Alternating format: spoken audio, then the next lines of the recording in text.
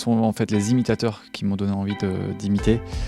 Surtout à l'âge de 12 ans, il y a un imitateur qui s'appelle Laurent Chandemerle qu'on connaît pas très bien, on va dire, nationalement, mais qui m'a donné envie de faire ce métier puisque c'est un imitateur breton qui est originaire de mon village. Et il a fait une émission qui s'appelait Graines de Star. Et c'est ça qui, vu que le village on l'a soutenu, c'est entre autres lui qui m'a donné envie de faire ce métier. C'est vrai que j'ai fait ma première télé chez Patrick Sébastien avec cet imitateur. Et puis ensuite, c'est Jean-Marc Morandini qui m'avait invité sur Direct 8, puis dans la foulée Hanouna. Et c'est vrai qu'Hanouna, il avait une émission, TPMP qui existe toujours, qui était en plein boom. Et du coup, c'est ça qui a déclenché les premiers spectacles. Disons les premières réservations. Je suis passé de 5 payants à je sais plus 70, c'était une petite salle, mais du coup c'était complet sur plusieurs mois. Et Hanouna il m'a dit mon chéri, ma petite beauté, c'était génial, t'as fait un cast sur Twitter, tu reviens la semaine prochaine. Ouais, c'est comme ça que je suis arrivé à la télé. Au Guignol de l'Info, effectivement on se partageait les voix et j'ai commencé, ma première imitation c'était Yann Barthès.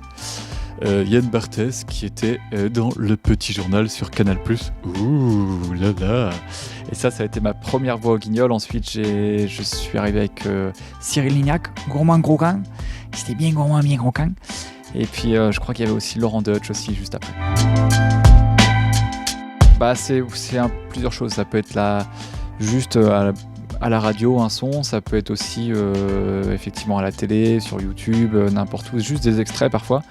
Ou alors c'est moi, effectivement, qui je sais pas, lors d'une émission, qui entend juste une intonation, ça peut être pour un chanteur, n'importe quoi. Donc ça peut être, il y a plein de façons d'imiter quelqu'un. Ça peut vraiment être rapide ou ça peut prendre plus de temps. Il n'y a pas, je n'ai pas vraiment on va dire, de préférence, mais il y a juste quand même les imitations les plus récentes. Souvent c'est plus marrant parce que je les ai moins fait, du coup c'est un petit jouet, on s'amuse avec. Je pense notamment à Mika de The Voice, parce que quand j'ai appris que les coachs n'étaient pas à The Voice, j'étais très enculaire. I could be blonde, I could be blue, I could be fire in the sky. Parce que c'est un personnage très exubérant et ça me fait marrer. Les gens le disent pas en face.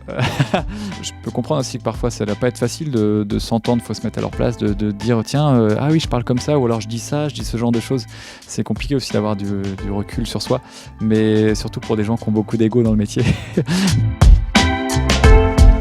Là en ce moment, bonne question, je suis en train de chercher Léa Salamé, mais c'est pas facile. C'est pas facile. Parce que j'ai pas réussi encore à trouver un axe, mais ça peut venir. Après, il n'y a pas de règle, parfois ça peut venir quelques mois plus tard. Ça a été le cas notamment de Nagui, j'avais du mal à l'imiter parce que je me cassais la voix.